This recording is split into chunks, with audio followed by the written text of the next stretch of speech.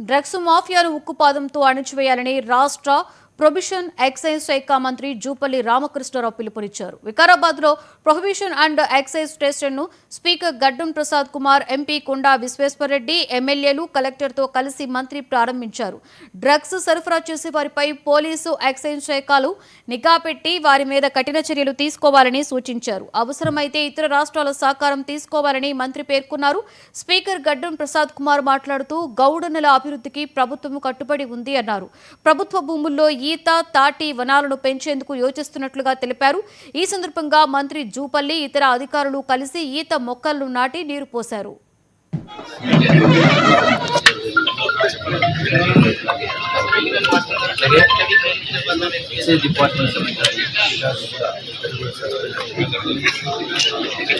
దీనిపైన ప్రత్యేకంగా ఏర్పాటు చేసి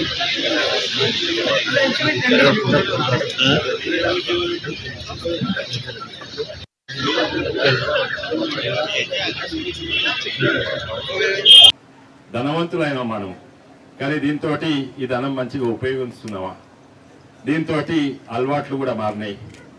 చిన్న ఇంట్లో ఫంక్షన్ హాల్ల ఫంక్షన్, మందు, ఇది అది, కానీ ఇవన్నీ లీగల్గా చేస్తే మంచిదే. కానీ ఇప్పుడు డ్రగ్స్, భయంకరమైన డ్రగ్స్ అలవాటైనాయి. అది పట్నంలోనే కాదు, మన వికారాబాద్ కూడా వచ్చినాయి. అందుకే ఈరోజు ఈ పోలీస్ స్టేషన్ ఎస్టాబ్లిష్ చేసి ఇక్కడ అధికారులు మంచిగా పనిచేయాలని కోరిక మంత్రి గారిది, మనందరిది కూడా. ఎందుకంటే సమాజాన్ని నాశనం చేసేది డ్రగ్స్. కానీ ఇంకా ఇప్పుడు కూడా ఊర్లలో కొంతమంది యువకులు తప్పుదారు బట్టి గాంజా గింజా తాగుతున్నారు. కానీ చుట్టుపక్కల రిసార్ట్లు అయినాయి. ఆ రిసార్ట్లలోనేమో కోకేన్లు, తెల్ల పౌడర్, ఈ నష ఆ నష వస్తున్నది. అయితే తప్పనిసరిగా అధికారులు స్ట్రిక్ట్ ఉండే అవసరం ఉన్నది.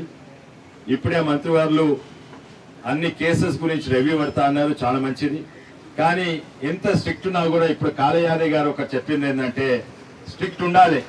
కానీ చాలా సంతోషం, మీ మంత్రి వచ్చినందుకు, మీరు వచ్చి స్వాగతం పలుకుతున్నందుకు చాలా ఆనందము, సంతోషము.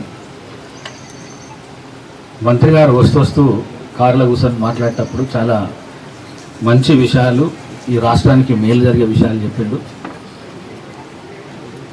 ఏదైతే తెలంగాణలో జరుగుతున్న కళ్ళుదానం మీద పెద్ద ఎత్తున మార్పులు తీసుకురావాలి.